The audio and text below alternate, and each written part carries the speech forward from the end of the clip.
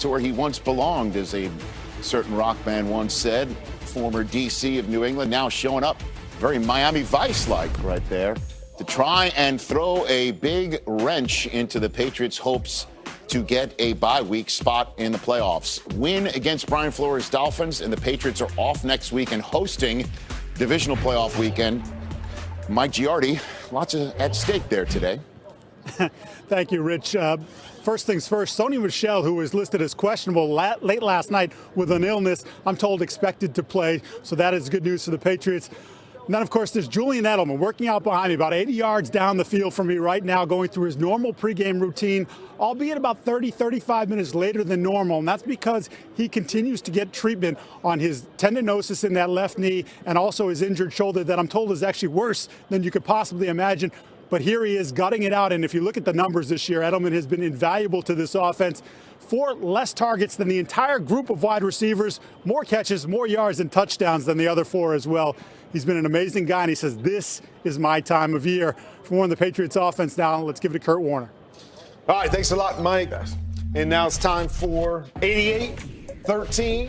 Football 101, and we're going to take a look at this Pats team. And I know everybody say it's not the same as it's been in the past or not playing the same way. But there are some constants that I believe New England always has a part of their team. First thing is they're made up of football players. Landon Roberts is a linebacker playing fullback. Man, he's a football player. Go block somebody. Rex Burkhead, right? He's a guy that does everything. Breaking a couple tackles, getting in the end zone. They find a way. The other constant off of play action, Julian Edelman in the middle of the field. They are going to find him and try to feed him in the middle of the field. Another playmaker for this football team. Player. And then the third thing, Josh McDaniels does a great job of the change-up play. Right? We're going to fake the jet sweep. We ran that the week before. Now we're going to sneak Rex Burkhead out of the backfield. You got Tremaine Edmonds going which way's the ball going, but they change it up a lot. Okay, we're not great offensively. Let's change it up again. The jet sweep. Last time we threw it down the sideline. Great job in there. Now we're going to throw the screen off of it. So Josh McDaniels will find ways, even though they don't have all the pieces, to fit this thing together and give them opportunities to win games come playoff time. And you saw that last week, man, when they put together a 17-play drive. 17 You're going to show all 17 plays? I don't think we can hit all 17 plays. Okay. 17 plays, 91-yard drive, ended in a field goal. They're still getting better down in that red zone, but that's incredible work. Right. You know I don't throw pick sixes until the Super Bowl, so you got to throw it over there. Oh, okay, I'll throw it. There you go right now. That was an awful throw. That's odd. A Cowboy would throw behind a receiver in week 16 to 17. That's very odd. Okay, now it's time for a pick six with Cynthia Freeland, who's only been 159, 80-1 this season. That is better than 2 out of 3. So let's finish up strong. Patriots, Dolphins, you have as 10 points. Okay. Patriots 27, Dolphins 17. In this one, James White stands out as a fantasy player you could look at in daily formats with 67 scrimmage yards, the touchdown, 4 receptions, kind of a sure thing in this one, but it's not a huge win, just a 10-point win. Now, this is when your game theory is really tested in week 17, because who the heck knows who's playing and for how long. But Steelers-Ravens, you have as a Steelers 2-point win. I have a Steelers field goal win in this one, but I do have a Gus Edwards touchdown. Okay. Gus Edwards touchdown. That's kind of a fun one, right? By the way, that's we call that specific. You know, it is very specific, but I think it's a good one to Okay, so you have the Steelers winning this one. Then the Titans and the Texans, you have... This one switched this morning. We got some news maybe that there's going to be fewer Texans playing than we originally thought. So 26-17. But Derrick Henry still has an awesome projection, 114 scrimmage yards, a touchdown, 2 receptions. That makes him running back number 3 if you were still ranking those things. Okay, and then obviously if the Chiefs win, that gives the Texans an opportunity to move up a spot in the standings and avoid the Buffalo Bills, which is what personally I would do if I'm playing in the playoffs.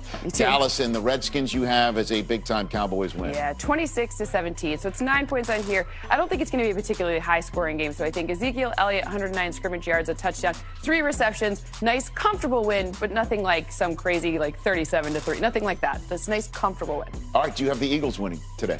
I do. I have Eagles 24, Giants 20. Carson Wentz's projection did go down without Zach Ertz, so 237 passing yards and 1 touchdown in this one. Okay, so that would be big, and then that would be the Eagles winning the NFC East. And then the final game of your pick 6 right here, the Packers taking care of business and getting a bye week here. Yeah, so 24-15, a big Packers win. Aaron Rodgers, 284 passing yards, 2 touchdowns. That makes him quarterback number 3 for the day. That's going to be a monstrous game for him. It could even be bigger than that. I mean, 13 wins for number 12. Not many people saw that one coming.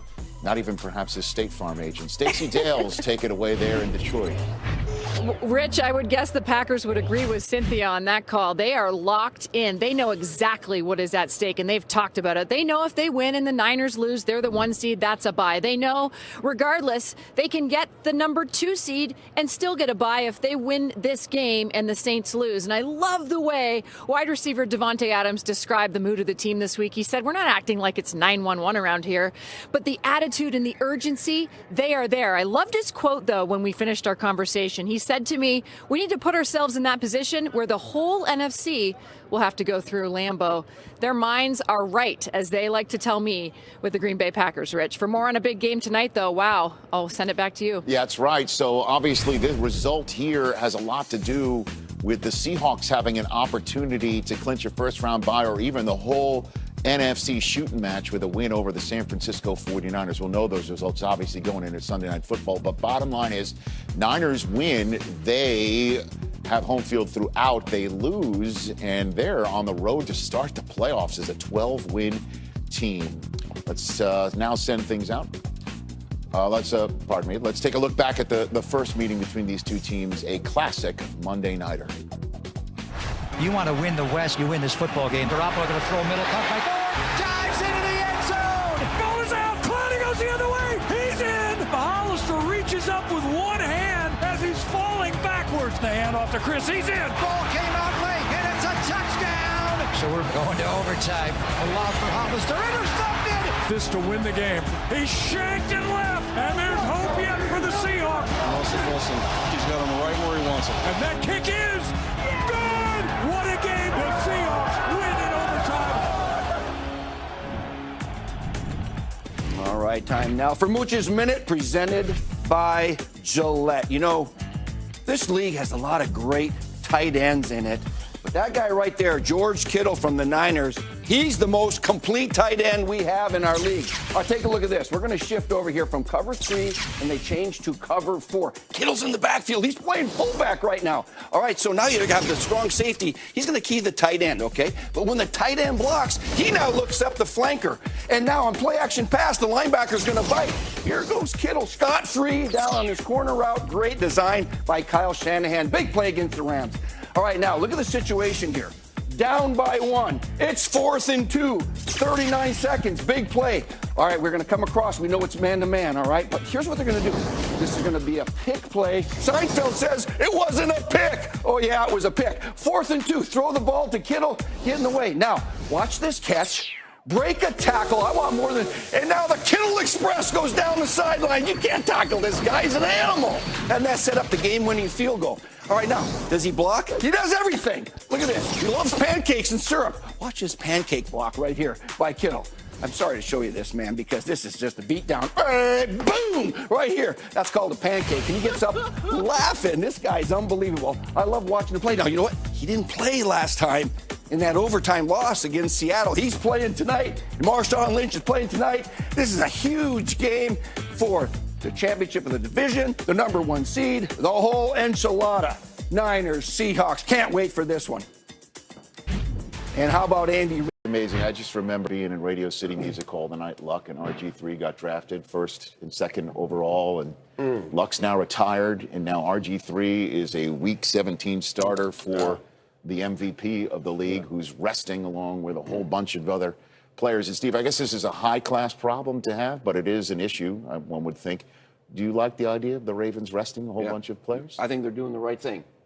And I had the exact same situation at the Niners. We were 13 and 2, locked up the 1 seed, And I told my guys, I said, all right, anybody that's got an owie, if you're hurting, you're not playing. Owie, and yeah. Steve Young, they all wanted to play, right? I said, Steve, you got one series. That's it. And so we went down and scored, got him out, and now your backups are in the game. And Warren Moon and the boys put a 30-burger on us. We lost the game, but, that's what happens. But you know what? We didn't get anybody hurt, right? You had your stars and your starters fresh and healthy, and even though they had a bye the next week, it was very beneficial.